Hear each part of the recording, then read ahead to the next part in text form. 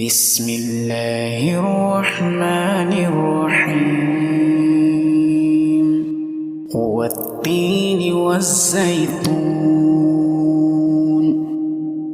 وطور سينين وهذا البلد الأمين لقد خلقنا الإنسان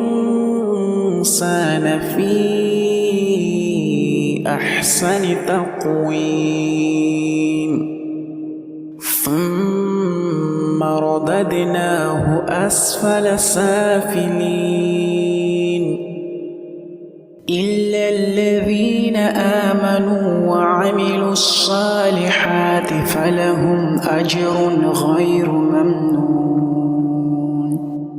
فما يكذبك بعد بالدين